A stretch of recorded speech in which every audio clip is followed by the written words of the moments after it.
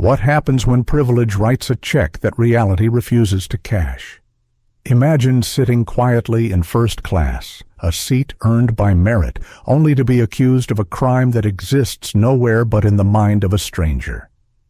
This is the story of Darius Wynn, a brilliant, calm, and resilient 17-year-old who faced public humiliation and was thrown off a flight not for what he did, but for the color of his skin and the assumptions of others. But what if the real story isn't just about the injustice he endured? What if it's about the quiet strength that refused to break the composure that shattered bias without a word raised? What power lies in staying still, in holding your dignity when the world tries to erase it? And how far will a father go when his son's honor is at stake, set entirely on a plane bound for Tokyo? This story will take you through a tense flight cabin, a high-stakes corporate showdown, and a journey of personal and societal reckoning. Are you ready to witness how a single phone call stopped a plane and started a revolution? If you believe in standing up to prejudice and fighting for justice, hit that like button, share this video, and subscribe for more powerful stories that matter. Let's begin. The scent inside the flagship lounge at Seattle-Tacoma International Airport was a curious blend of roasted espresso beans, polished leather, and that faint, sterile trace of jet fuel. It was a smell Darius Wynn had come to associate with possibilities of movement, of new cities, of transformation.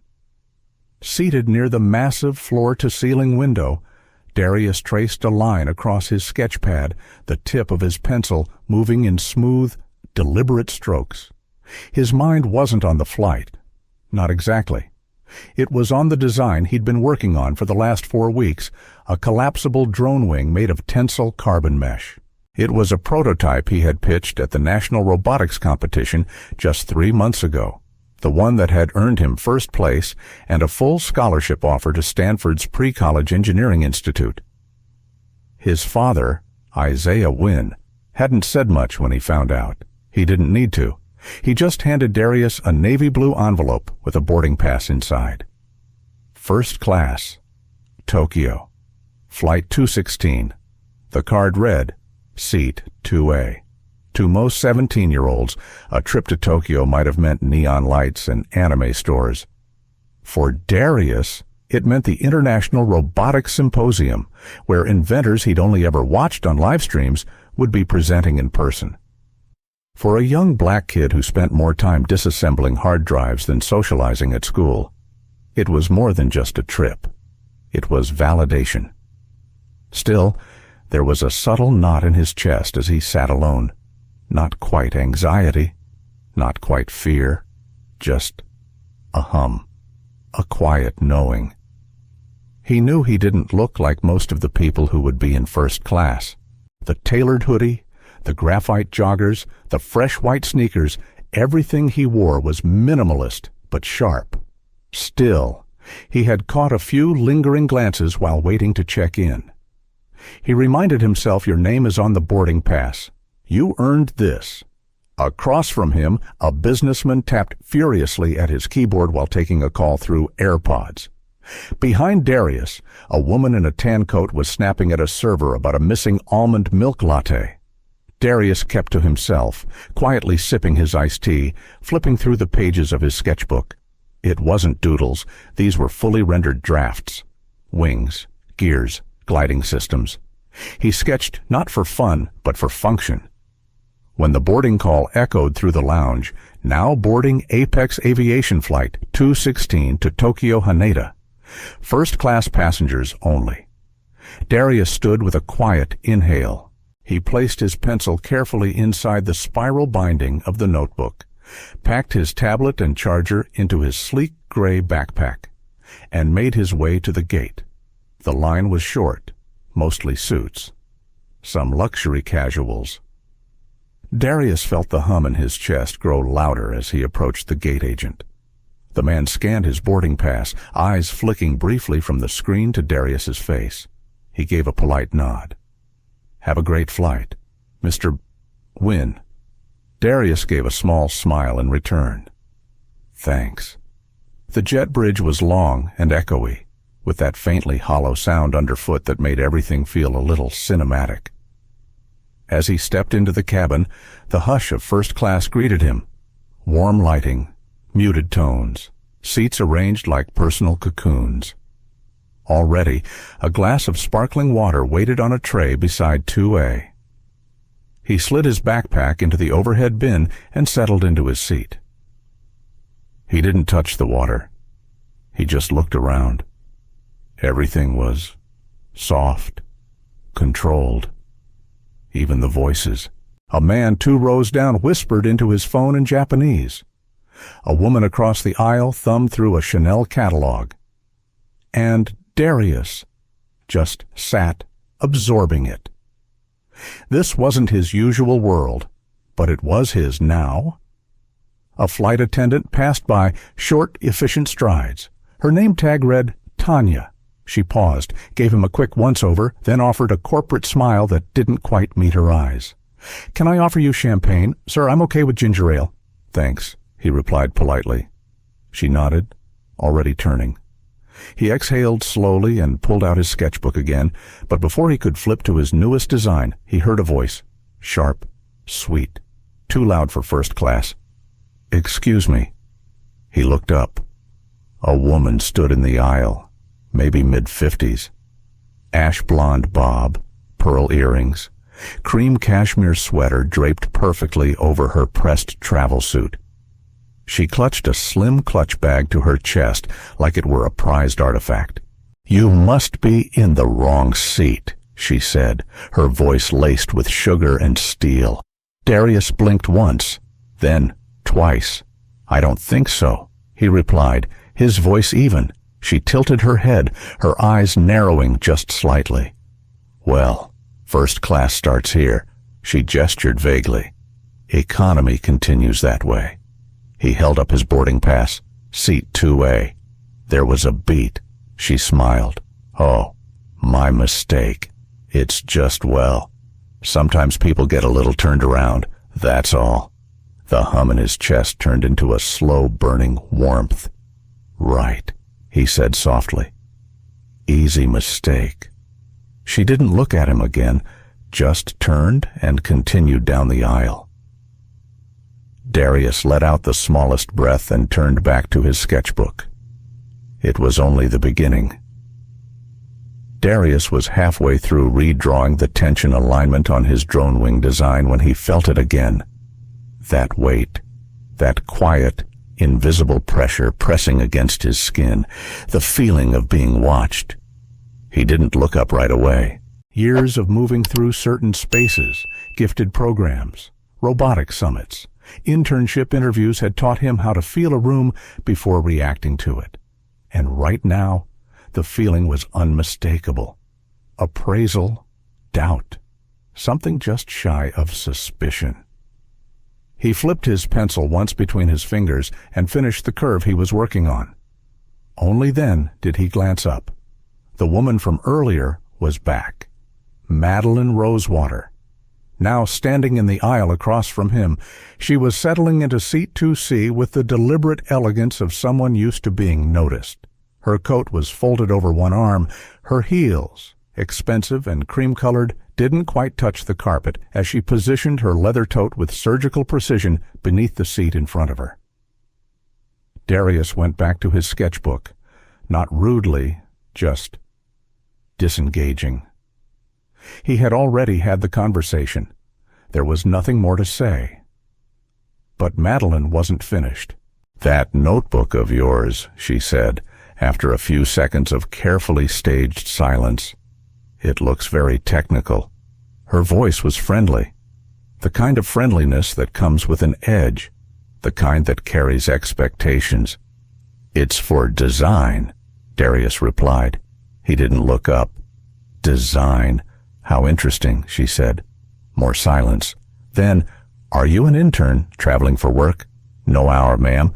I'm a student, attending a robotics symposium in Tokyo." She paused again. Not long. Just long enough to assemble her next sentence like a bouquet of barbed compliments. "Well, that's wonderful." she said. "I love seeing young people getting out and experiencing the world. It builds character. So important these days." Darius nodded faintly. He didn't trust his voice in that moment. Madeline Rosewater turned slightly in her seat, angling toward him with a look that was too interested to be casual. Her tone shifted into something silkier. "Now, I do hope you don't take this the wrong way, but you're so young, and you've got that hoodie on. I just want to make sure you're really supposed to be here. You know how confusing boarding can be." Darius finally closed his sketchbook. He looked at her, calm but unblinking. "I'm in seat 2A. My boarding pass says so. And the gate agent confirmed it when I boarded." Madeline blinked once, then smiled again. A smile that didn't apologize. A smile that said, "I said what I said. I was just trying to help," she said, leaning back in her seat. Darius turned toward the window. Outside, the tarmac shimmered with heat. A baggage cart whirred past. The ground crew moved like ants in fluorescent vests, prepping the plane for a long flight across the Pacific. Everything down there had a purpose, a process. He wished people worked the same way. The flight attendant, Tanya Shu, passed through the cabin again. Her walk was brisk, focused. She paused briefly by Madeline's seat, adjusting the pillow on her headrest. "Tanya, dear," Madeline said, with a softness that didn't quite reach her eyes. "Yes, ma'am, I'm just a little concerned. I know you checked earlier, but would you mind verifying this young man's seat assignment again? I'm sure it's nothing, but for everyone's peace of mind." Tanya looked startled. She glanced at Darius, then quickly back to Madeline. I believe we already checked." "Ma'am." "Oh, I'm sure," Madeline said sweetly. "But it never hurts to double-check. These flights can get so chaotic." Darius felt the knot in his chest begin to tighten. Tanya turned to him. "Mr. Wynn, I apologize. Could I see your boarding pass again, just to confirm his heartbeat once? Hard. It would be easy to just comply." He knew that. Quick compliance, quick resolution. That was the unspoken trait in these moments. But something in him refused. Not this time. He reached slowly into his hoodie pocket and pulled out the pass. Tanya scanned it, her brow furrowed. Then she gave a small nod. "Seat 2A, she confirmed, looking at Madeline. "It's correct." Madeline's expression didn't change. "Well," she said lightly, adjusting her scarf. "Then I suppose I stand corrected." But she didn't sound corrected. She sounded annoyed. Darius took a sip of his ginger ale, hands steady, but his jaw tight. He wasn't surprised. He'd learned the language of judgment long ago. It came in glances, in the way people's voices shifted when asking questions they already knew the answer to, in the way silence followed his answers, lingering just long enough to say, "We're still not sure." He put his sketchbook away. There was no point in drawing now. The joy had been bled out of it. He closed his eyes and leaned his head back. He thought of his dad's words. "Don't meet fire with fire. Meet it with steel. Quiet, unbending, and sharp. But even steel can feel the heat." A few minutes passed. Then the announcement came. "Cabin crew, please prepare for final boarding and cross-check." The door hissed shut. The plane became its own sealed world. Madeline's voice pierced the quiet. "Oh, no." Darius opened his eyes. She was patting her lap, checking under her coat, rummaging through her tote. "My wallet. It's missing." Her voice was rising, loud enough for the surrounding rows to hear. "It was just here. I placed it right in my bag before takeoff. It's gone." Tanya was at her side in seconds. "Ma'am, maybe it slid under the seat." "No," Madeline said sharply. "No. Someone took it." She turned, and she looked directly at Darius. He didn't react. "You," she said, voice trembling with righteous fear. "You were sitting right next to me. While I was talking to Tanya, you had access. The entire cabin stilled. Darius felt it, the air thinning, the cold spotlight pressing down. I didn't touch your bag, he said quietly. You were watching me, she said. I saw you watching. You must have thought no one would notice. Darius looked at Tanya, then at the stunned passengers around them. He wasn't a teenager anymore. He was a suspect. He could see it in their faces.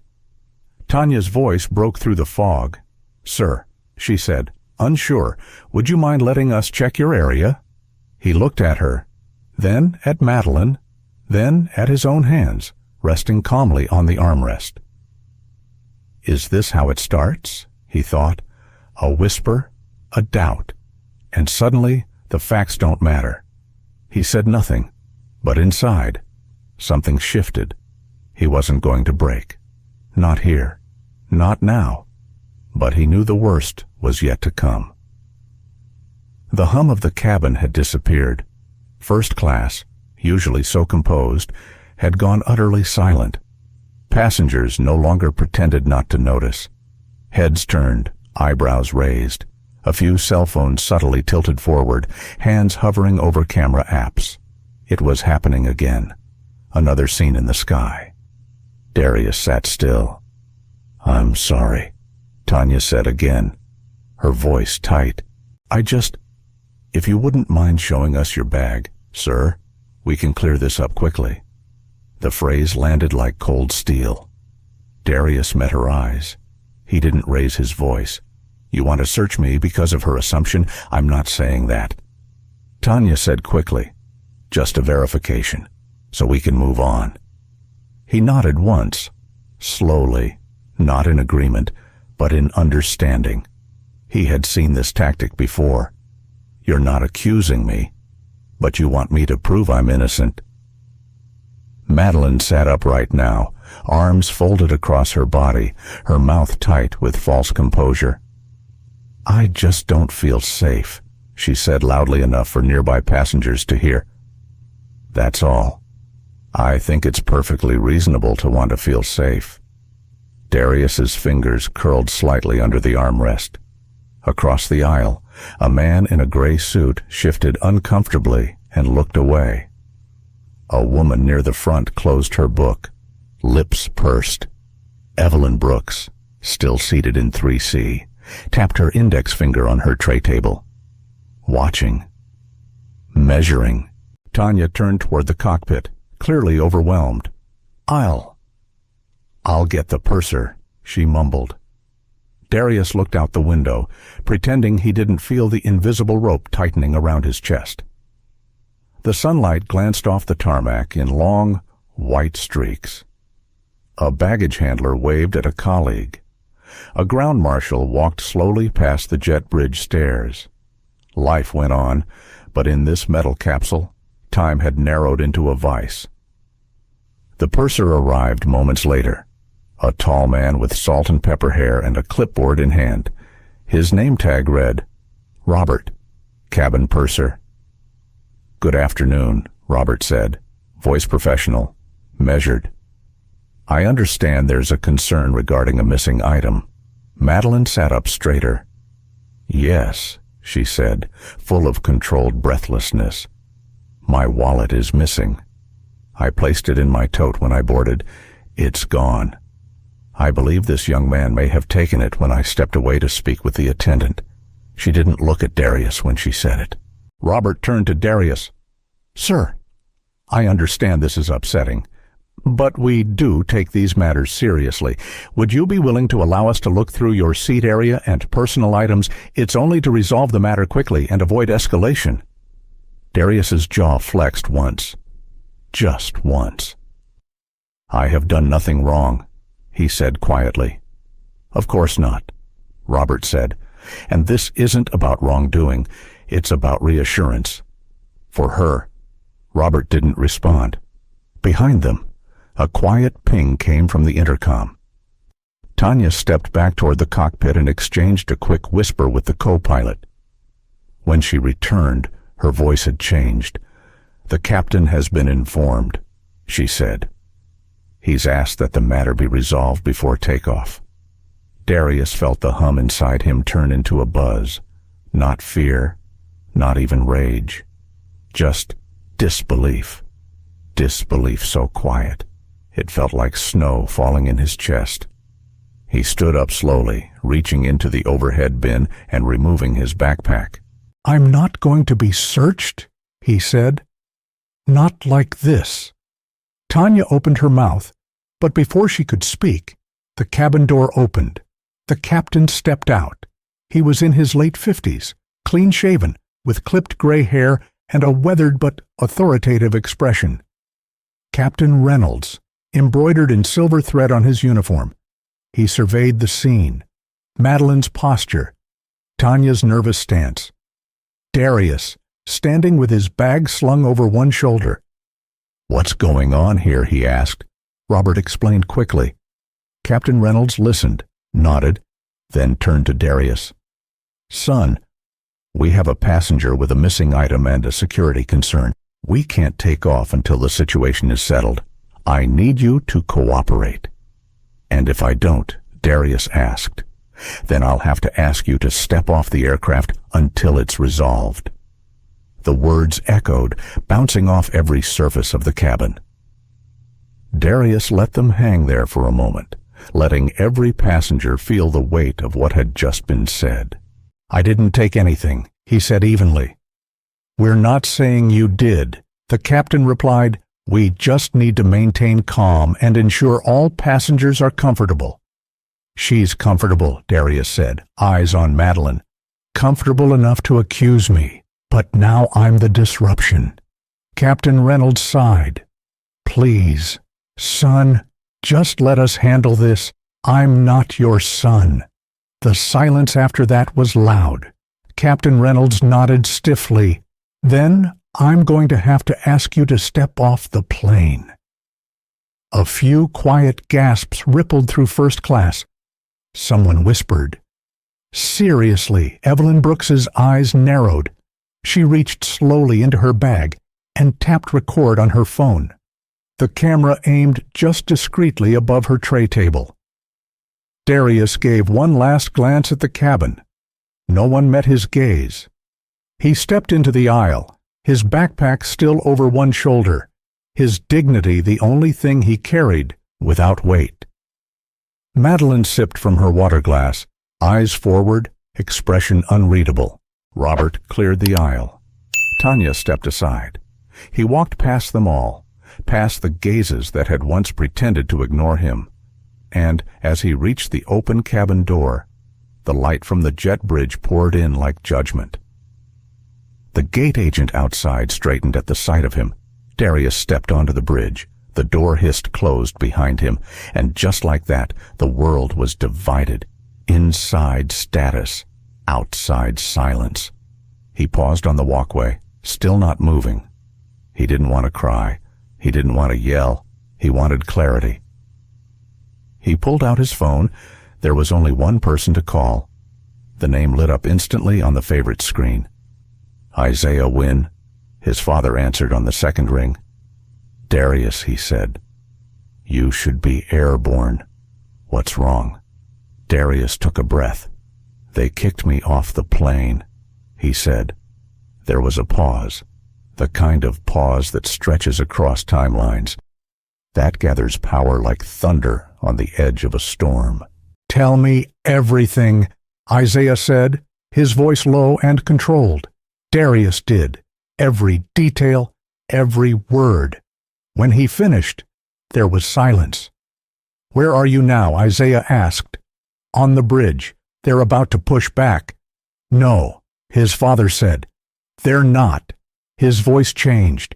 It went from father to commander, from warmth to ice. "Stay exactly where you are. Do not move. Give me 5 minutes." Then the line went dead. Darius stood still. Outside the window, the nose of Flight 216 remained still on the tarmac. Inside, the heat of injustice still clung to the cabin air, but something was about to shift because his father had promised 5 minutes. And when Isaiah Wynn made a promise, Systems trembled. Inside Flight 216, the temperature hadn't changed, but the atmosphere had cooled into something taut and uncomfortable. The moment Darius stepped off the aircraft, something had shifted. Passengers felt it in their chests, though no one spoke it aloud. The quiet dignity with which he'd left made the remaining silence heavier. It clung to the seats, to the tray tables, to the metallic smell of recycled air. Captain Reynolds returned to the cockpit without a word.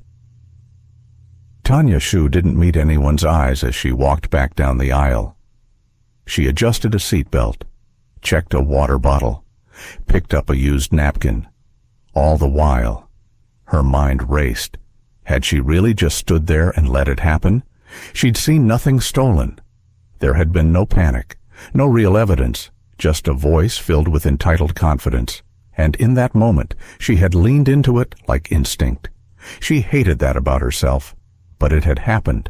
And now, a boy had been removed from a plane, not just a passenger, a teenager, a quiet, respectful, intelligent-looking kid who had done nothing but sit in his seat. Tanya pressed her lips together and turned away. Madeline Rosewater was back in her seat, sipping water like it was wine. She had retrieved her silk sleeping mask from her tote bag and now held it idly between her fingers. Her posture was relaxed, composed, satisfied, as if her environment had been corrected. Across from her, Evelyn Brooks hadn't moved. She had watched the entire exchange without flinching. And now, she sat with one hand on her phone, the other resting on a closed, leather-bound notebook in her lap. Her eyes were sharp. She'd seen too many things like this not to recognize what had just unfolded. She wasn't angry. She was focused. "Ms. Rosewater," Evelyn said, her voice quiet and firm. Madeline looked up with the faintest smile. "Yes." Evelyn leaned slightly across the aisle. "I've seen this before. On trains, in boardrooms, in elevators, and now, apparently, in the sky." "I'm sorry. Who are you?" Madeline asked. "Someone who pays attention," Evelyn replied. "And just for your information, my phone has been recording this cabin since before you stood up." Madeline's eyes narrowed. "You're threatening me." "No." Evelyn said, "I'm documenting. There's a difference." She leaned back, eyes still fixed ahead. In the cockpit, Captain Reynolds rubbed his temple with 2 fingers. He had hoped the situation would diffuse quickly. Instead, it had thickened like storm clouds. Now, he was minutes away from pushback, but a passenger had been removed, and whispers were stirring among the rest. The last thing he needed was a viral incident. He reached for the intercom to speak to the tower. On the other side of the closed cabin door, the tension continued to percolate. The businessman in 1A had pulled out his laptop but hadn't typed a word. The woman near the window in 2D glanced toward the aisle every few seconds, lips tight. A child's voice drifted in from business class, asking innocently, "Why did the boy leave?" No one answered. Back on the jet bridge, Darius hadn't moved. He stood with his backpack on his shoulder, staring at the closed door behind him. The light on the frame blinked red. Secured. Locked. Final. His phone buzzed in his hand. One word lit up on the screen. Wait. It was from his father. Darius didn't respond. He didn't need to. He simply closed his eyes and breathed through the rising ache in his chest. Everything in him wanted to rage, to scream that this wasn't fair, that the injustice had been visible, thick, undeniable. But a deeper instinct, older than words, told him this wasn't new. This was just a louder echo of something he'd known for years. Assume guilt. Then ask questions. A flight attendant had once followed him in a store when he was 12. A teacher had once told his mother he lacked focus because he finished tests too quickly. And now, at 17, with a scholarship in his inbox and a seat he'd earned, the sky had simply closed on him. 5 minutes, his father had said. Inside the terminal, the gate agent looked up in confusion as the phone on her desk rang.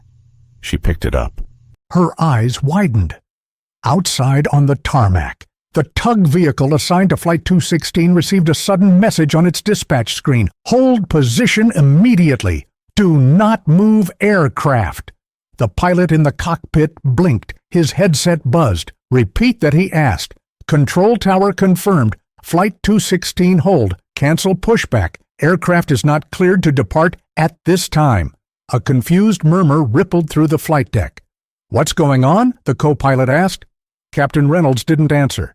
In the cabin, the passengers felt the pause. The mechanical hum that signaled preparation for movement, the familiar click of locks disengaging, the whine of engines throttling up suddenly, stopped.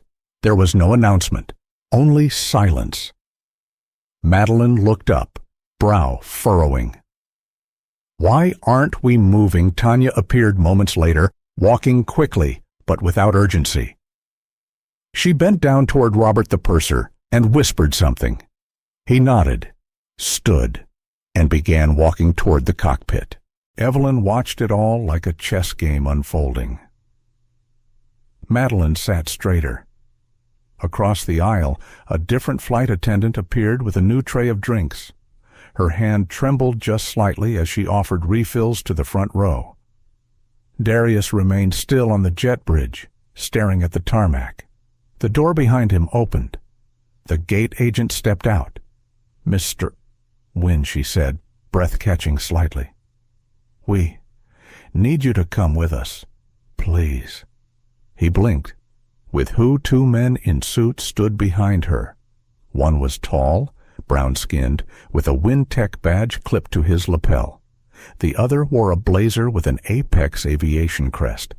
Behind them, two Port Authority officers waited quietly.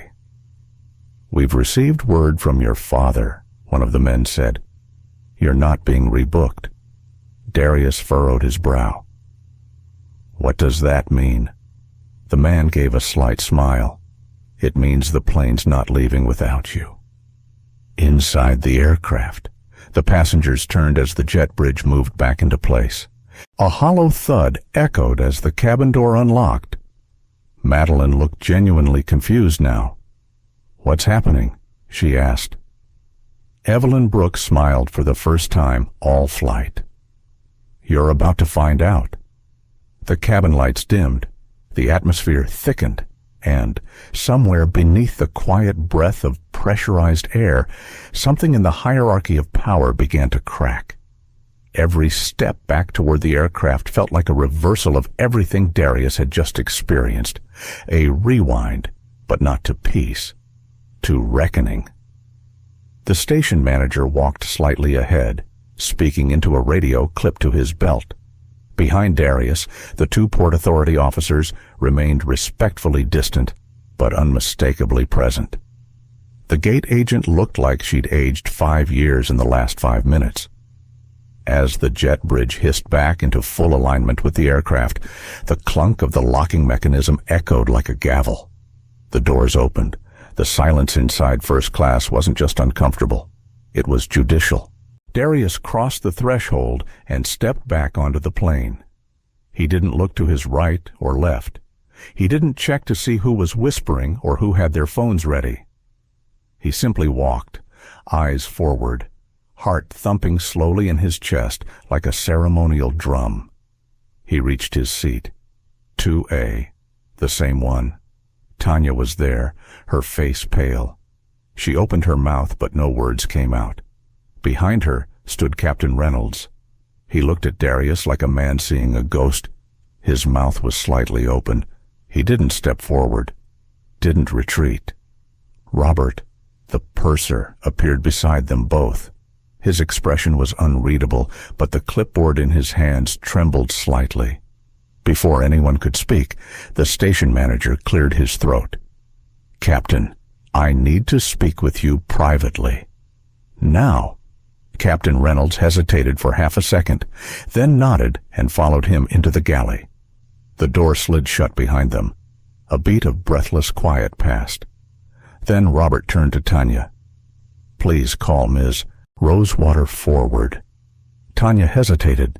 Now, Robert repeated, his voice lower. She turned and walked down the aisle. In seat 2C, Madeline Rosewater was no longer sipping water. Her arms were crossed, eyes narrowed. She hadn't expected the jet bridge to reconnect. She certainly hadn't expected the boy to return, but there he was, sitting tall, calm, composed, and now Tanya was asking her to follow her toward the galley. For what Madeline asked, not moving. I've already explained what happened. Robert approached her himself. There has been a development. We need to speak with you regarding the location of your wallet.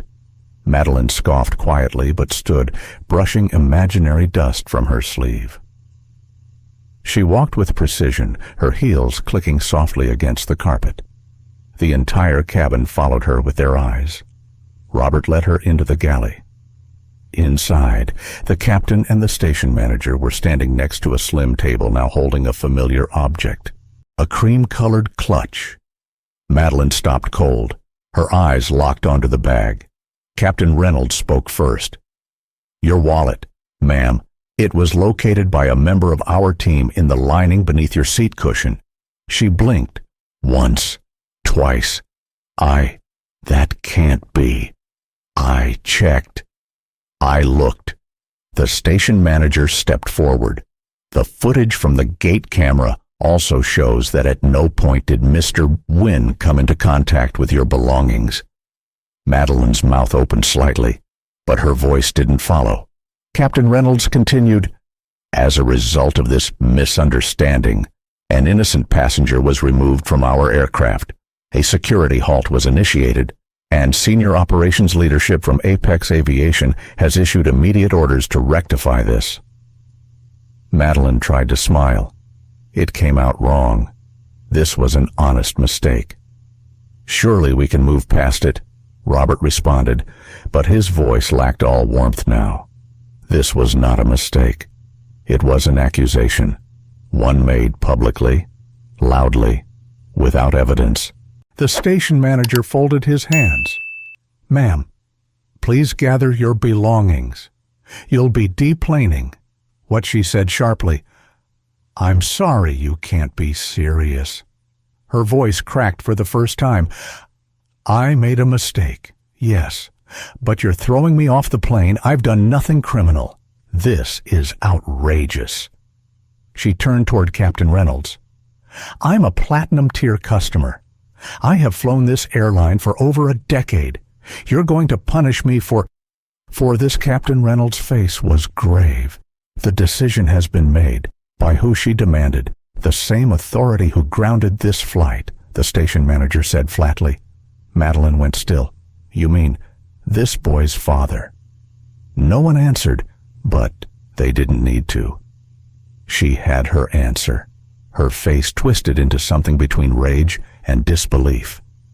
She snatched the clutch from the table and stormed back down the aisle. As she passed Darius, she paused for a breath. Perhaps to speak, to apologize, to protest, but he didn't even look at her. He stared out the window, eyes calm. She walked on. 2 Port Authority officers joined her at the door. Not to arrest her, just to escort her. But the walk still felt like a sentence. The cabin door closed behind her with a hollow finality. Robert stepped back into first class, cleared his throat, and spoke with a voice meant for all to hear. Ladies and gentlemen, we apologize for the delay. Due to a false accusation, a passenger was temporarily removed. That passenger has been fully cleared. The individual responsible is no longer on board. We appreciate your patience. We will begin final preparations for takeoff. A few scattered murmurs broke out. Some passengers nodded, others simply stared. Darius remained silent. Across the aisle, Evelyn Brooks caught his eye. She gave him the smallest nod, a gesture not of pity, but of respect. He returned it. Tanya approached slowly. Her hands were clasped in front of her, trembling slightly. She opened her mouth. But whatever words she meant to say, apologies, excuses, explanations never formed. Instead, Robert appeared behind her. "Tanya," he said gently but firmly, "you'll be deplaning as well. You're being replaced on this flight by a reserve attendant." Tanya's breath caught. "But the decision is final," he said. "Please report to base ops." She stared at him, at Darius, at the seat where Madeline had sat. Then she turned and walked slowly toward the exit. The cabin door opened for a final time, then shut. For good. A new attendant entered moments later, offering polite smiles and refreshed drinks. The energy in the cabin was different now, respectful, heavy, real. Captain Reynolds emerged briefly from the galley. He walked down the aisle until he stood beside Darius, in front of everyone. He bowed his head slightly. "Mr. Wynn," he said, "on behalf of this crew and this airline, I sincerely apologize for what has happened. It should never have reached this point. You were wronged, and I take full responsibility." Darius looked up at him. His voice was quiet. "Thank you for saying that." The captain nodded once, turned, and walked away. The cabin lights dimmed as the plane prepared for departure. Darius leaned back in his seat. He looked down at the sketchbook in his lap. He flipped to a blank page, picked up his pencil, and began to draw again. Back in the jet bridge, before the return, before the apology, before the captain even opened the cabin door to let him back on board. Darius had stood frozen. The phone call had ended, but the echo of his father's voice still hung in the air. "Stay exactly where you are. Do not move. Give me 5 minutes." Darius believed him. Not because Isaiah Wynn was some mythic figure who could pull miracles from the air, but because he'd watched his father move through the world his entire life, quiet, precise, deliberate, and when he said something was going to happen, it did. Still, 5 minutes felt like a lifetime. The sounds of the airport beyond the glass barrier of the jet bridge faded into a kind of tunnel.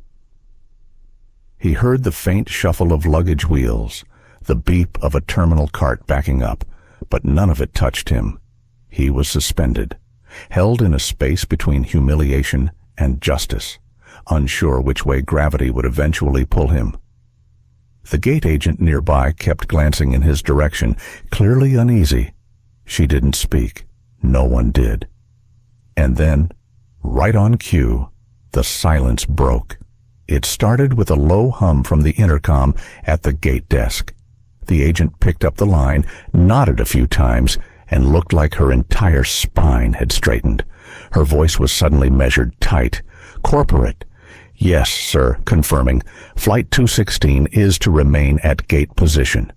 She glanced back at Darius. "Mr. Wynn, you'll want to stay close." Behind her, 2 uniformed Port Authority officers approached without urgency, but with unmistakable authority. They weren't there for an arrest. They weren't there for him. They were just present, as if the situation had shifted onto another level entirely. Darius watched as a tall man in a navy blue blazer approached. The badge on his lapel read Apex Aviation, Senior Operations. He didn't introduce himself. He just looked Darius in the eye and said, "Your father has been briefed. He's made contact with our executive team. You'll be reboarding shortly. I apologize on behalf of this airline." Darius didn't say anything. He didn't know how to respond to that. The man added, more softly, "This isn't over. Not by a long shot." Then the gate agent's phone rang again.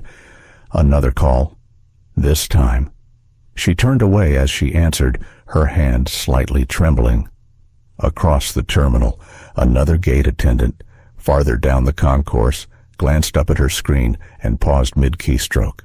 The system had been interrupted. That didn't happen often, and never without cause. Back in Manhattan, on the 67th floor of the Wintech Global Tower, Darius Wynn stood alone in his office. Floor-to-ceiling windows overlooked the Hudson River. But he wasn't looking at the water. He was holding a phone in one hand. The other hand rested flat on the polished walnut surface of his desk. 3 minutes had passed since he'd spoken to his son. And in that time, he had made 4 phone calls. The first had gone directly to Felix Hammond, Apex Aviation's chief operating officer, a man Isaiah had once helped secure a contract with the Department of Energy for aircraft materials. A man who owed him. The second had gone to Apex's general counsel. Quietly. The third was to the head of public affairs for Wintech. A simple message. Prepare to brief the press office. Video may surface. And the fourth was to a longtime friend at the Department of Transportation. He didn't yell. He didn't threaten. He stated facts, timeline, sequence, detail. Isaiah had always believed that the most dangerous thing in the world wasn't a man with power. It was a man with power who chose to remain calm while using it. Now. He leaned back in his chair and glanced at the framed photograph on his shelf. It was a picture of Darius at age 10, holding a plastic trophy from his first Lego robotics tournament. His hair was wild, his smile was shy.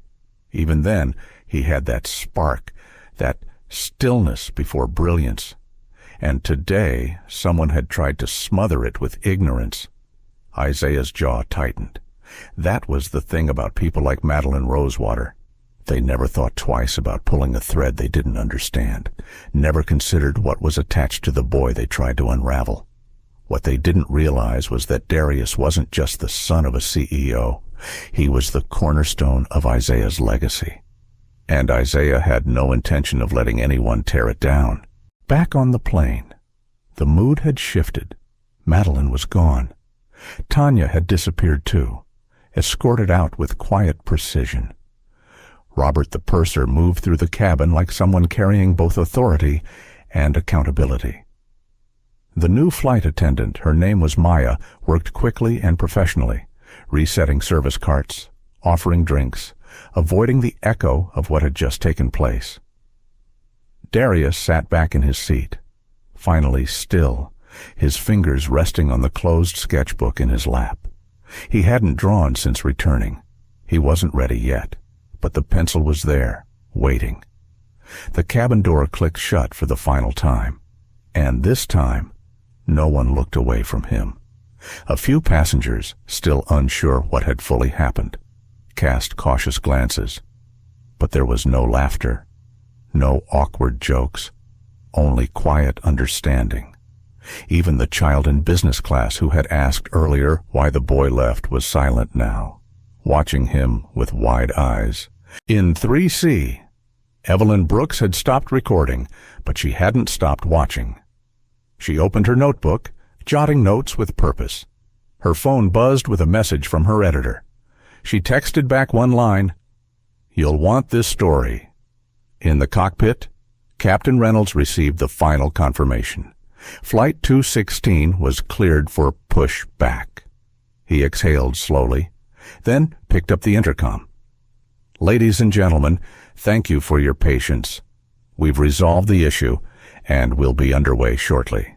Estimated flight time to Tokyo is 11 hours and 32 minutes. No mention of delays, no mention of apologies. That part had already been handled quietly, thoroughly, and irrevocably. The engines whirred to life. The tug vehicle pulled the aircraft gently from the gate. Darius glanced once more at the window, watching the terminal slide slowly out of view. He reached for his pencil, opened the sketchbook, and began to redraw the drone wing. Only this time, the lines were cleaner, the structure stronger, the balance perfect. As the plane lifted off the ground, rising above Seattle, above the storm it had nearly become, Darius knew something had changed, not just around him, but within. Darius Wynn didn't raise his voice. He didn't pace the room or slam a fist onto his desk.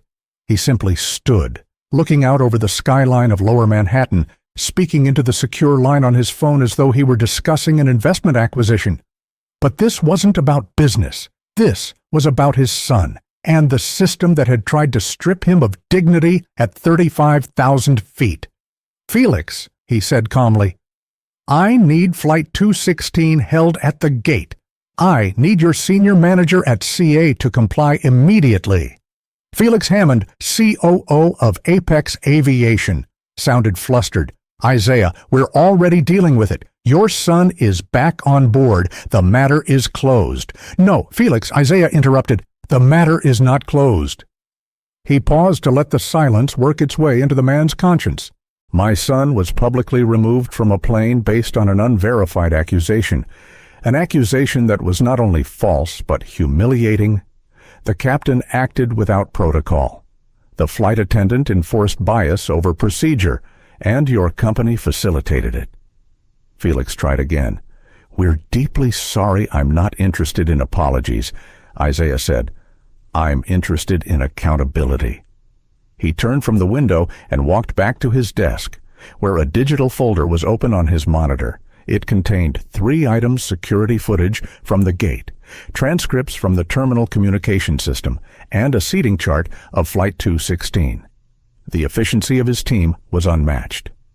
"In 48 hours, Isaiah continued, "my legal team will be submitting a formal ethics complaint to the FAA.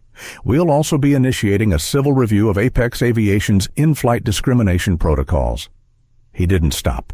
"In 7 days, a national media outlet will publish a story written by a Pulitzer-winning journalist who was seated 3 feet away from the incident." Felix exhaled sharply. "You've already given them the green light." "No," Isaiah said. "I've given them the truth. What they do with it is their decision." Felix was quiet for a beat. Then his voice dropped into something more cautious.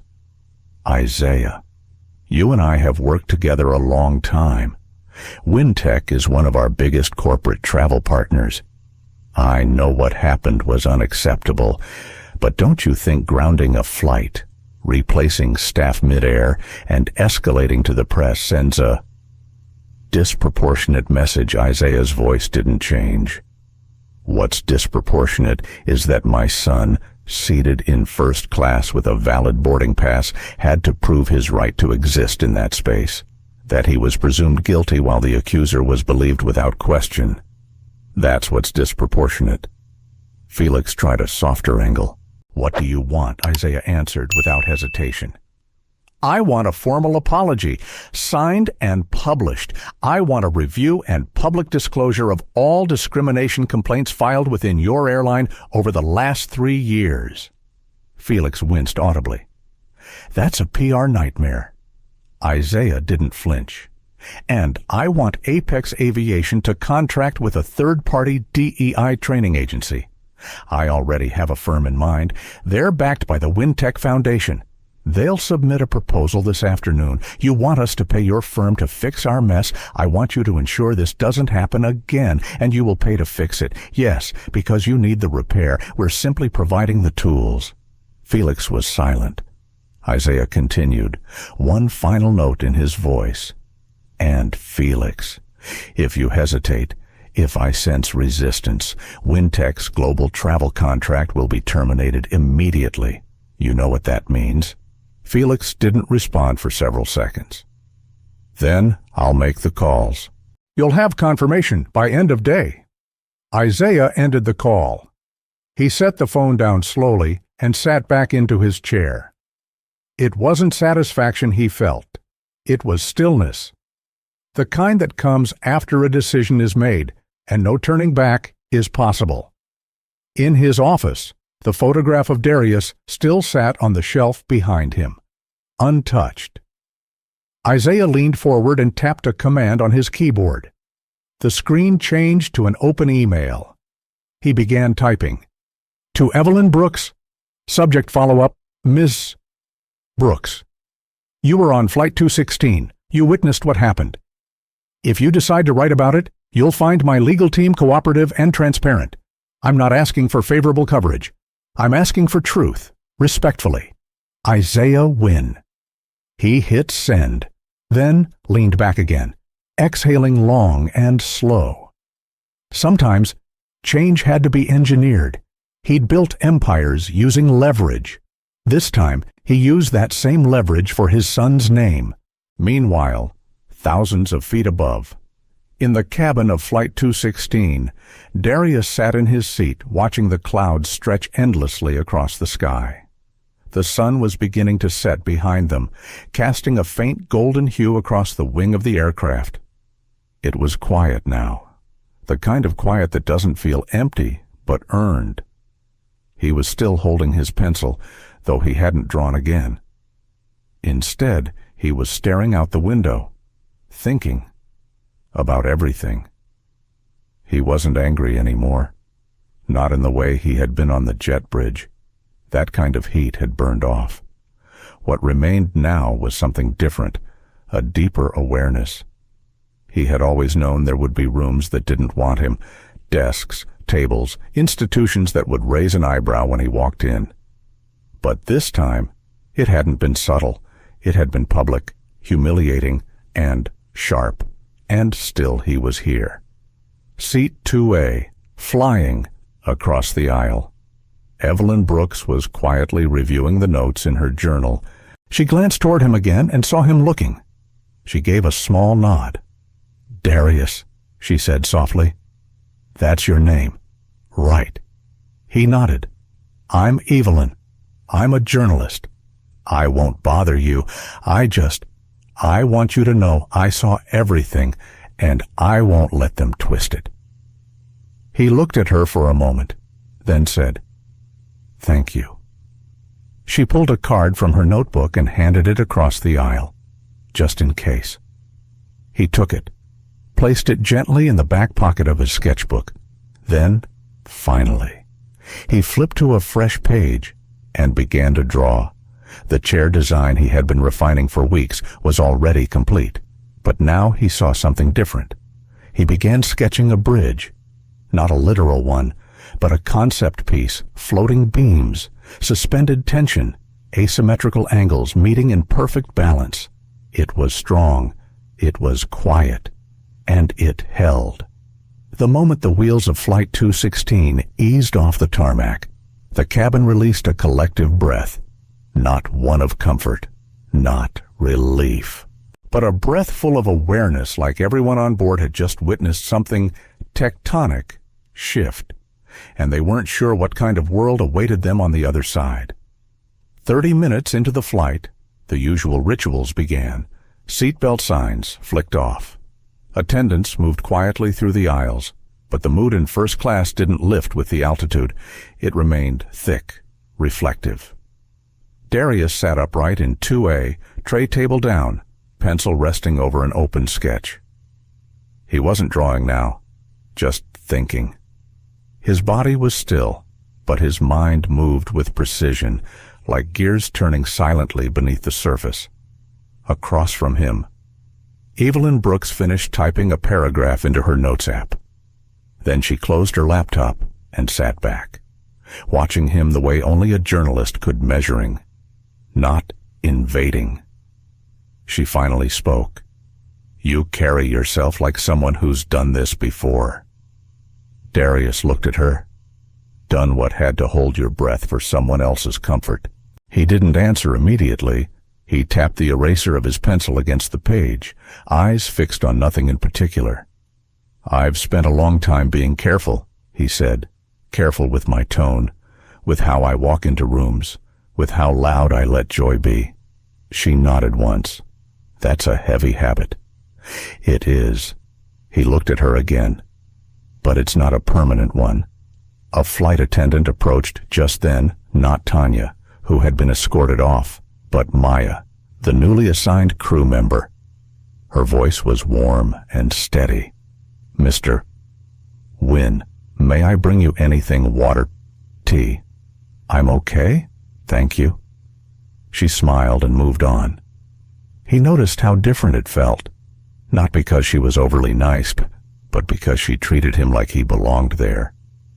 For the first time on that flight, the seat felt like it was his again.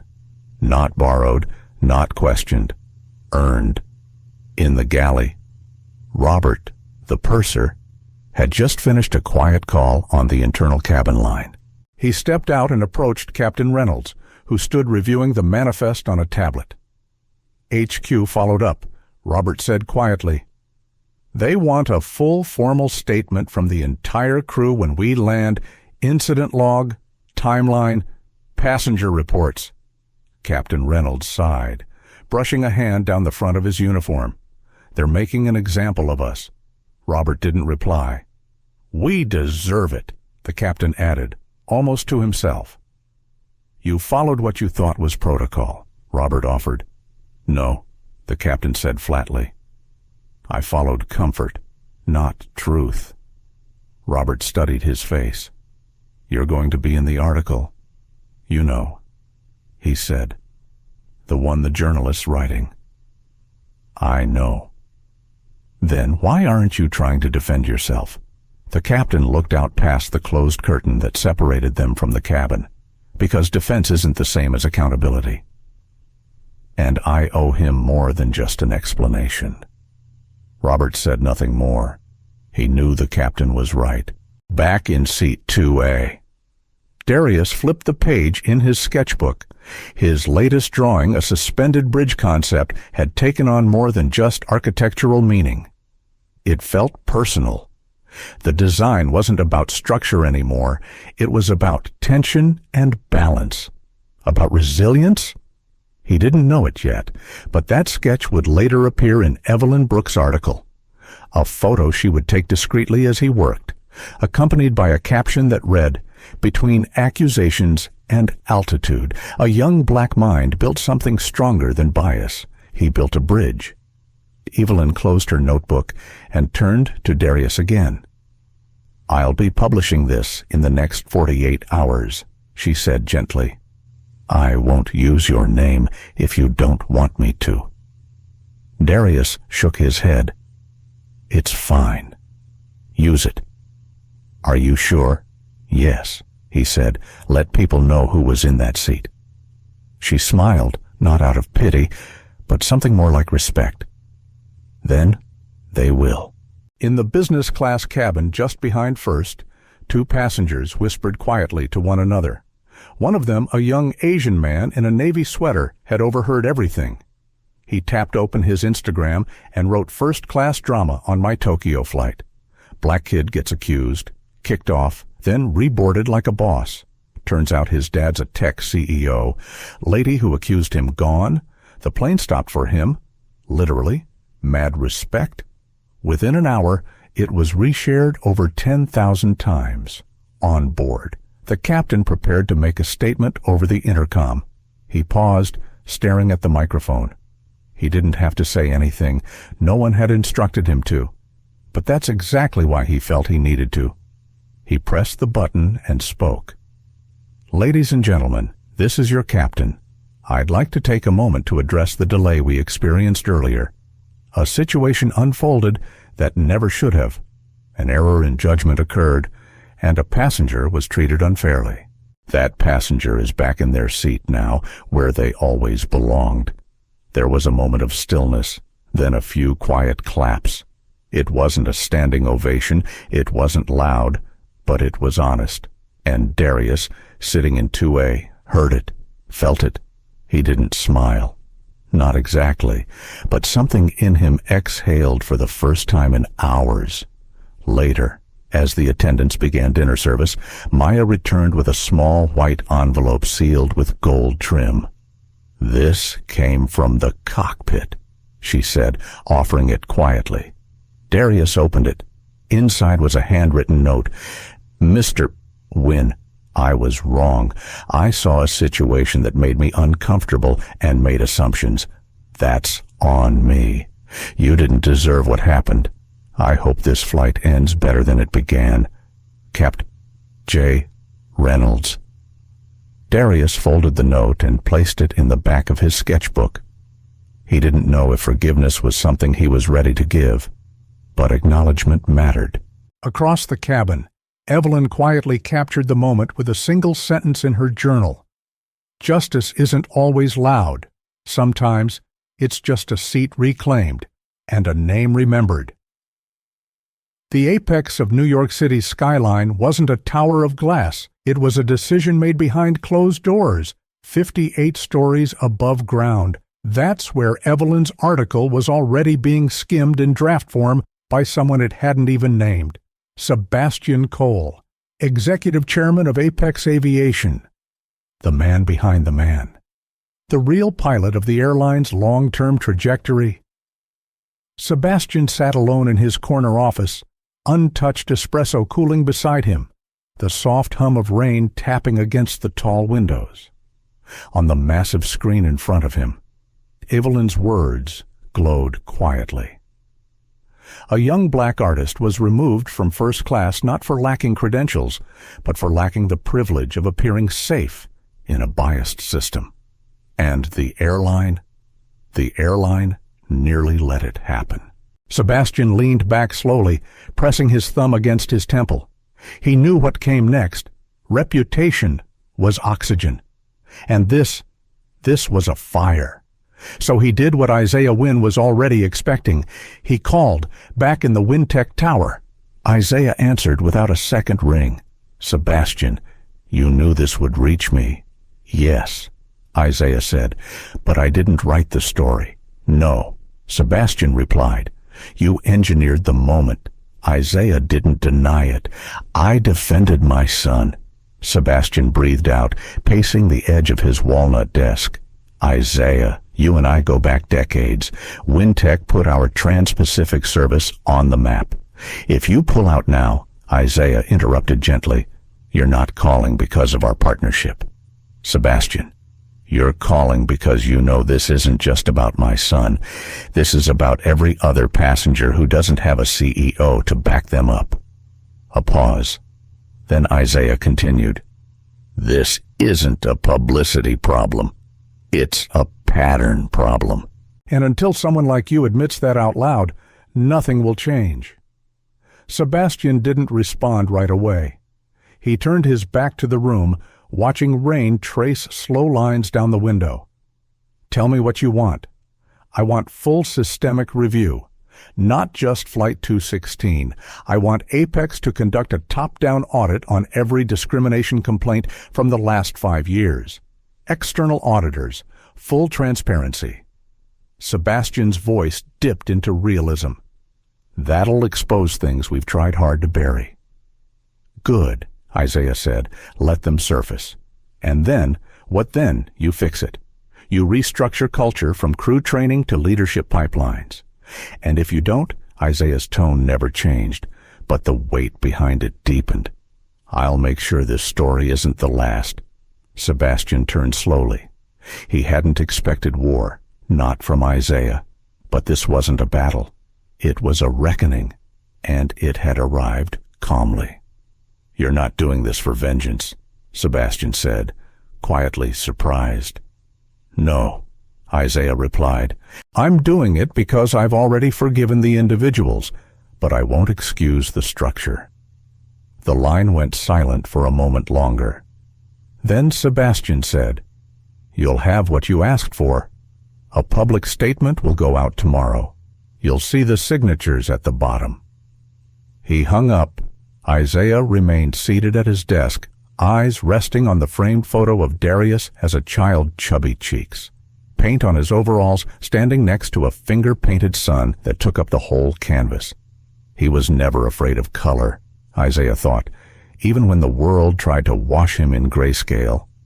He opened his laptop and typed a message, not to his lawyers, not to the board, to his son, to Darius Wynn's subject-proud son. "You didn't just stay seated, you stayed whole. That's what matters most."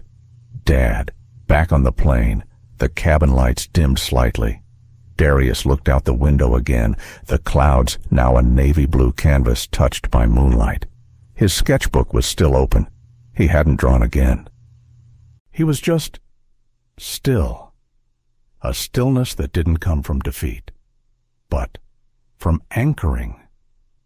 He remembered the look on Caroline Renshaw's face when security walked her off the plane.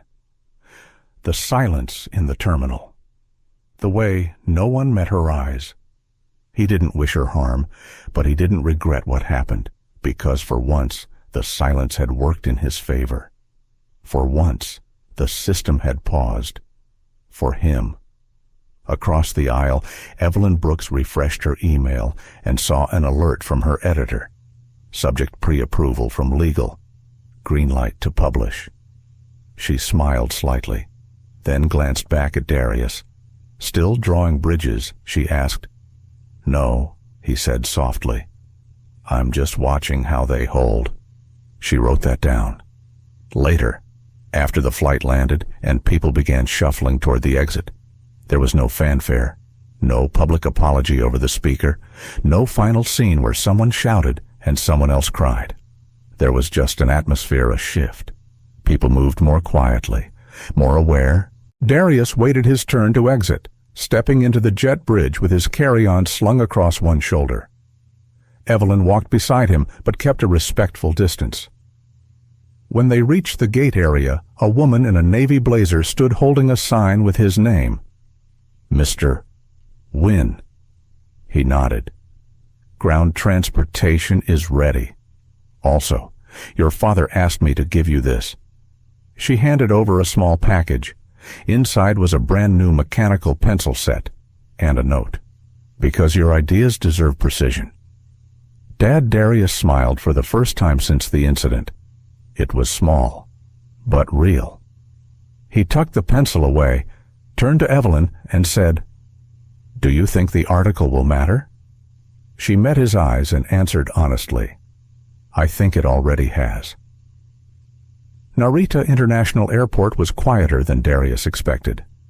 Maybe it was the hour nearing midnight, or maybe it was the way his own thoughts had muted the world around him. The polished floors shimmered with overhead lights, and every sound felt sharp in the air, the soft hum of luggage wheels, the gentle click of a departure board updating, the occasional laughter of a family regrouping after a long-haul flight. He stood near the arrivals gate, sketchbook in one hand, mechanical pencil case in the other, his carry-on leaning against his calf. There was no crowd waiting to greet him, no fans or press, and he liked it that way. But someone was waiting. A tall man in his late 30s, slim with wire-framed glasses and a lanyard around his neck, stepped forward. His name tag read, Dr. Kenji Aoyama, Tokyo Institute of Robotics. "You must be Darius Wynn," Kenji said, bowing slightly. Darius bowed back, mimicking the gesture respectfully. "Yes, sir." Kenji smiled and extended a hand. "We've been looking forward to your arrival. You're one of the youngest keynote entrants we've ever had." Darius shook his hand, surprised by how warm and firm the man's grip was. "Thank you for the opportunity." Kenji motioned for him to walk alongside. "Your presentation materials were uploaded already by your team back in Seattle, but we did receive word about what happened during your flight." Darius braced subtly, but Kenji didn't speak in pity. He spoke like a scientist observing a system. "And I wanted to say I admire how you held yourself, not just as a designer, but as a young man." Darius offered a small nod. "I wasn't sure how to feel at first," he admitted, "but now I think I'm just glad it wasn't wasted, that it happened where people could see it." Kenji's brows lifted thoughtfully. Sometimes the worst parts of a journey make the rest of it meaningful. They reached a waiting vehicle, a sleek silver shuttle with a modest conference decal. Darius climbed inside, settling into the middle row as Kenji reviewed a small digital tablet. "The others are already checked into the hotel," Kenji said, glancing back at him. "But your father's people booked you separately." "The Rosewood Tokyo." Darius blinked. "That was one of the city's top-tier luxury hotels. I would have been fine anywhere." "I believe he knows that," Kenji said, "but perhaps it's not about where you sleep.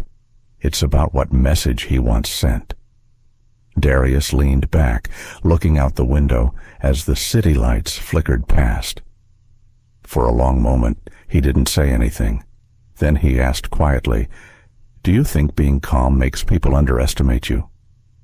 Kenji tilted his head. "All the time." Darius nodded.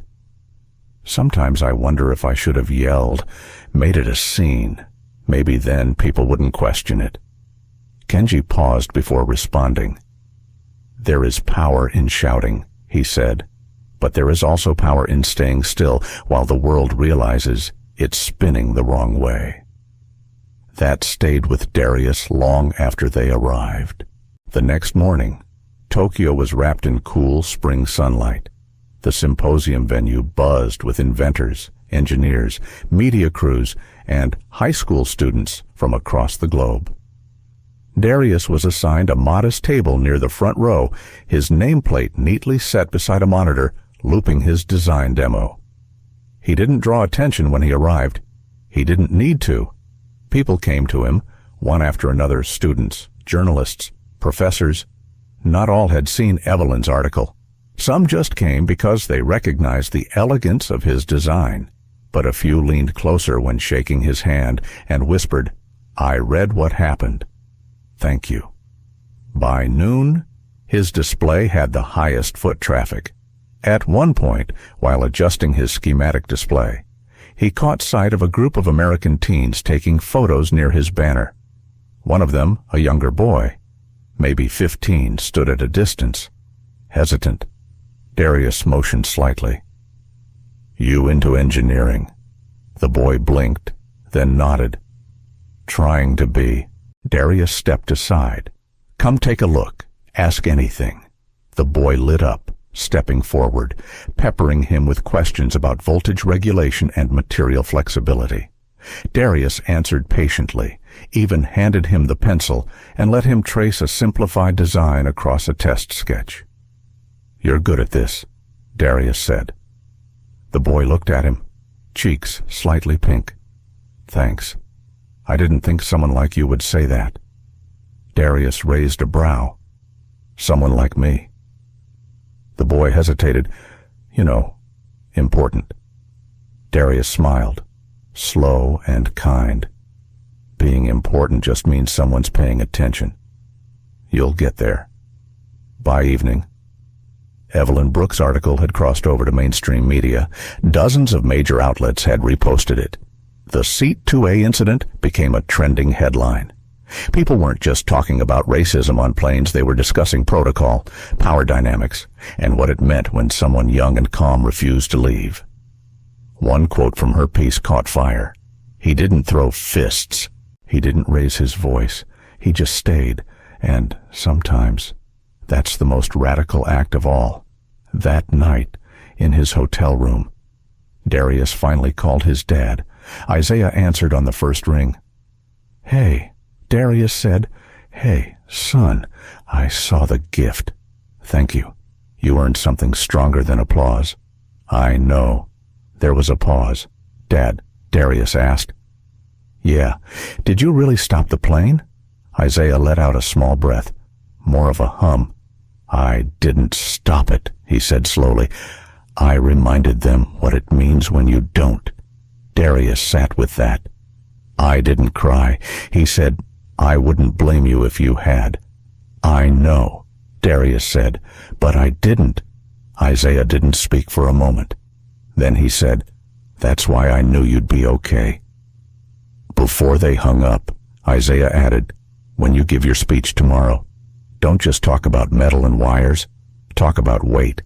Talk about what we carry when no one sees it." "I will." Darius hung up, walked to the window, and opened the sketchbook one last time. He didn't draw a bridge that night. He drew wings, folded but ready. The hall was silent in a way that wasn't empty. It was listening. Darius stood on the main stage of the International Youth Robotics Symposium, the massive screen behind him showing a close-up of his prototype, the collapsible drone wing, finely detailed, engineered for speed, balance, and recovery. He had rehearsed this presentation dozens of times, in front of mirrors, with his father, once even in front of an empty subway car, just to get used to strangers watching him.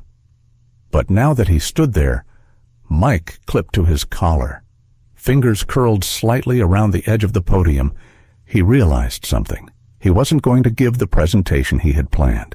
He was going to give the one that mattered. "Good morning," he began. His voice was steady, measured, not loud, but it traveled. "My name is Darius Wynn. I'm 17. I'm from Seattle. I build things, mostly things that fly. But today, I'm not here just to talk about what I built. I'm here to talk about what held." He glanced toward the side of the stage where Kenji stood, hands clasped, eyes focused. "I designed a drone wing that folds and flexes under pressure. It collapses when it has to, but it reforms and holds its shape the moment the pressure lifts. I thought that was just a cool engineering trick, but last week, I realized it's more than that. It's a way of surviving." A murmur stirred in the audience. Teachers leaned forward, students lifted their phones to record. 5 days ago, I was seated in 2A on a flight to Tokyo. First class, ticket in my name. But when I sat down, someone told me I didn't belong there. He didn't name her. He didn't have to. They didn't check my ID. They didn't ask what I do or where I was going. They just looked at me, and that was enough for them to decide I was out of place. He paused. Let that sit. It wasn't the first time something like that happened to me, and maybe it won't be the last. But it was the first time I realized I had a choice. I could move quietly to avoid conflict, or I could stay still, calm, respectful, but unmoving. He looked out at the audience. I stayed. He took a slow breath, grounding himself before continuing. And when they called security, I didn't panic. When the voices around me got louder, I didn't yell. I didn't perform my dignity. I didn't defend my intelligence. I didn't offer my resume or list the awards I've won. He touched his chest gently. I just stayed in that seat, in that space, in my body. There were no sounds now, not even whispers. That moment taught me something. It taught me that resilience isn't always loud. Sometimes it's quiet. Sometimes it's in your stillness, in the way you refuse to shrink.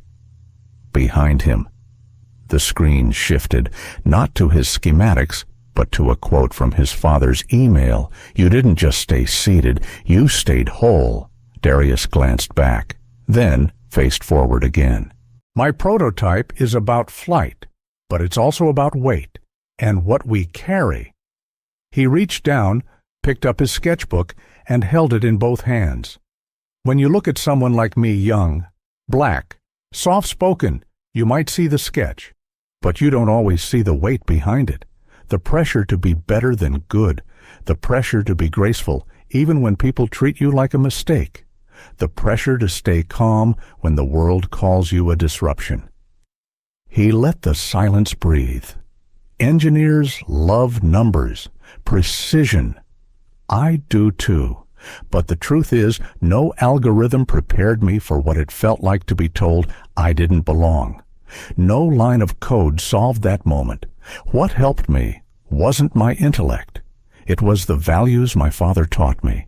Integrity, composure, knowing the difference between pride and dignity. A young girl in the front row nodded slowly. A man at the back wiped his glasses. I came here to represent my project. But maybe this is the project. Learning how to carry your own shape. Learning how to sit with discomfort and not let it break you. Designing systems that don't just fly, but recover. He opened his sketchbook to the final page.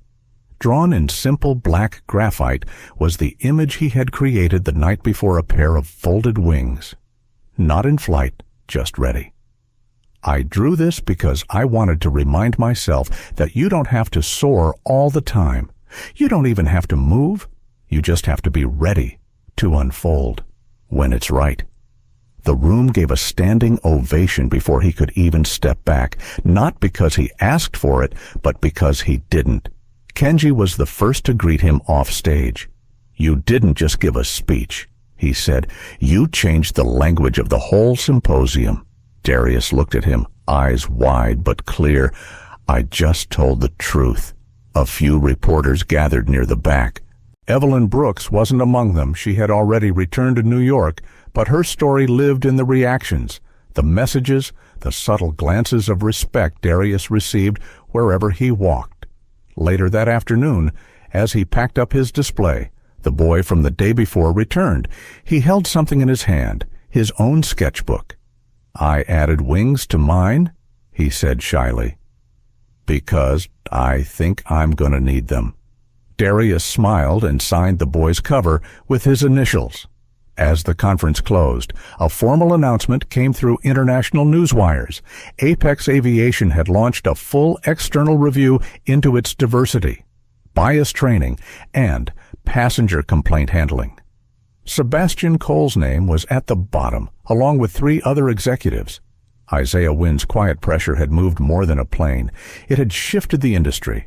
Darius never posted about it, never did a press tour. He didn't need to. He just got back to work, because the world needed more bridges, more wings, and more people who knew how to hold their shape when the world tried to collapse them. Back in Seattle, spring had crept in quietly. The cherry blossoms near Rainier High School were beginning to bloom. Soft pink petals drifted down like confetti every time the breeze passed. It was subtle, but it was change, much like Darius Wynn. 3 weeks had passed since Tokyo, since the symposium, since the moment he stood in front of a global audience and told the truth, not just about a wing or a seat, but about what it meant to carry weight the world refused to see. And though the buzz had quieted, its ripples had not. In the days following his return, several passengers on Flight 12174 had submitted formal complaints supporting Darius's account. 2 flight attendants resigned quietly. 1 corporate VP was moved out of their post.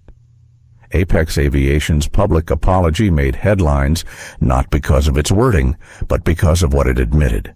"We believed silence was safer than scrutiny. We were wrong." The statement ended with a line that many recognized. Sometimes, the most powerful thing a person can do is stay. Darius didn't speak publicly about the statement. He was back at school, walking the halls, turning in projects, helping his robotics team prep for regionals. But something had shifted, not in the way others saw him, though that changed too, but in the way he saw himself. He no longer whispered when he spoke. He no longer shrunk his name when people mispronounced it. And when a teacher asked him to share a defining moment for his college essay, he didn't write about the invention. He wrote about the silence between 2 sentences on a plane. The world had finally looked. But more importantly, he had looked back. One Friday afternoon, as he packed his bag after a design club meeting, he heard footsteps behind him. Familiar ones. Isaiah Wynn. "Your coach let me in," Isaiah said, adjusting his coat. Darius smiled. "Thought you had a board meeting." "I did," Isaiah said. "But there's always another one. There's only one you." They walked side by side down the hall. "I saw your new design," Isaiah said. "The modular wing structure, brilliant work. But Isaiah paused. "I want to know something you haven't told me." Darius raised an eyebrow, like what Isaiah looked at him. Serious now. "What did it cost you to stay in that seat?" Darius's face softened. He exhaled. "Slow. A piece of peace," he said finally. "Even when you stay calm, it shakes something loose inside you." "I didn't cry, Dad, but I cracked, quietly." Isaiah nodded. "And did the crack stay open?" "No," Darius said, "but it changed the shape." They reached the doors. Outside, the light was gold end of day, beginning of evening. "Are you glad you didn't move?" Isaiah asked. Darius took a long moment before answering. "I'm not glad it happened, but I'm glad I didn't let them decide who I had to be respected." Then he smiled, a quiet, inward kind of smile. "And I'm glad you answered the phone." That night, a letter arrived in their mailbox with the Stanford crest embossed in deep red. Darius didn't open it right away. He let it sit on the kitchen table through dinner, beside his mother's lemon chicken and a bowl of fresh jasmine rice. He listened to his sister hum a new song, watched his mom correct her grammar mid-sentence, heard his father make a joke about quarterly earnings and undercooked carrots. And only after the dishes were done, the dog was walked, and the kitchen light dimmed, did he open the envelope. He had been accepted, with full scholarship. The offer letter didn't mention Flight 2174. It didn't have to. His work had spoken for itself. His silence had echoed louder than outrage. Later that month, a new policy went into effect at Apex Aviation. Named the Wynn Protocol, it required real-time bias de-escalation training, empowered staff to override unjustified seat disputes, and installed accountability reviews triggered by anonymous passenger alerts. It wasn't just change, it was legacy. But Darius never boasted. Instead, he returned to the seat on the prototype he was building, alone, calm. He adjusted the angles, recalibrated the tension. He added something new, a secondary layer barely visible, incredibly light, designed not to resist pressure, but to bend into it and come back stronger. He called it resonant memory. It remembered the weight, but didn't break from it. And then he drew. He didn't sketch wings this time. He drew a seat. Simple. Empty. Waiting. Because somewhere, someday, another young person would sit there, and they'd need to know they weren't alone. Across the country, Evelyn Brooks watched the world keep whispering about that moment in row 2A. She'd moved on to another story, this time about a teacher in Chicago wrongly fired over cultural curriculum, but she still kept the note Darius sent her tucked in her drawer. "Thanks for listening. The world needs more people who stay long enough to hear the quiet truth." She smiled every time she read it. In another city, a small boy named Miles, who had stood outside the symposium watching from behind the rope line, clutched a flyer about robotics camp. His mother had signed him up. He didn't know if he was ready, but he had a sketchbook now, with folded wings, and a seat beside them. At Rainier High, Darius's story became something teachers referenced not for sympathy, but for strength. Students debated policy now with more heart. They wrote essays about dignity. They started asking harder questions, not just about injustice, but about how to stand in it. One even asked him to autograph their backpack. He laughed and did it with a smile. By summer, the cherry blossoms had fallen, the petals were gone, but something deeper had taken root, because once you see a person stay in their seat when the whole world tells them to leave, you don't forget it. And once you know the world watched and then changed, you realize one truth. Not all revolutions are loud. Some begin in silence. Some begin with breath held still, shoulders square, eyes forward. And some begin when a young man looks back at an injustice not with rage, but with clarity, and stays. Thank you for joining us on this journey through the life-changing moments of Darius Wynn, a young man who taught us that courage isn't always loud, and justice can be demanded quietly but firmly. His story is a reminder that beneath every wrongful accusation is a person with hopes, dreams, and unshakable dignity. We celebrate Darius's strength, and at the same time, we condemn the deep roots of prejudice and discrimination that still try to divide us. No one should ever have to fight for their place simply because of their skin color or appearance. This story calls on all of us to look deeper, to listen harder, and to hold each other accountable with compassion and resolve. If this story moved you, please like, share, and subscribe to our channel. Your support helps us bring more stories of truth, resilience, and justice to light. Stay with us. There are many more powerful stories ahead that will inspire, challenge, and remind us all why standing up for what's right matters. Until next time, keep your hearts open and your voices strong.